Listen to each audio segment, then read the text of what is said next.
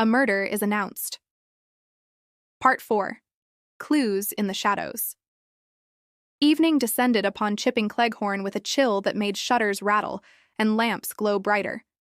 The village's curiosity about Little Paddocks and its mysterious events had reached a fever pitch. Every shadow seemed to hold a secret, every quiet corner a potential clue. Miss Marple, however, moved among it all with the calm of a cat observing mice, her eyes quietly absorbing details others overlooked. Returning to Little Paddocks, Miss Marple examined the scene of the murder with a discerning gaze. The revolver that had killed Rudy Scherz had been left carelessly on the floor. A clue, perhaps, or a deliberate misdirection.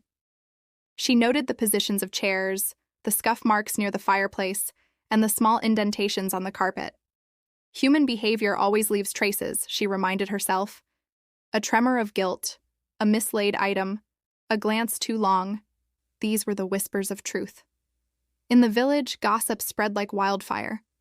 Some speculated that the murder had been staged as part of a family feud. Others suggested blackmail or hidden wealth, while a few whispered about past crimes and mysterious strangers. But Miss Marple focused not on rumor, but on motive. Who would gain from this drama, and who had the cunning to orchestrate it so perfectly? Bunny Bunner remained a puzzle. Her nervous energy, her constant glances toward Letitia, and her habit of whispering just below audible range suggested more than anxiety. She knew something. Perhaps she had been complicit, perhaps coerced, or perhaps merely a witness to a larger plan.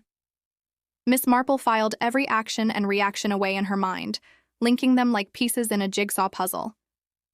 Meanwhile, small discoveries surfaced. A torn page from a diary, a forgotten locket, a hint of perfume in an unusual location, all hinted at secrets the household wished to conceal. Miss Marple mused that the murderer often underestimates how ordinary details betray extraordinary crimes. She watched the villagers closely, noting who lingered too long near doors, who avoided eye contact, and who had a slightly too polished story. By nightfall, Miss Marple felt the web beginning to form clearly. Hidden alliances, masked motives, and carefully concealed identities were all present in the household. The village, blissfully unaware, believed the mystery lay solely in the announcement. But Miss Marple knew better. The answer lay not in spectacle, but in human nature itself, in the habits and small gestures that even clever criminals could not entirely suppress. As she left Little Paddocks, Miss Marple smiled faintly to herself. The shadows held clues, and she intended to follow each one to its end.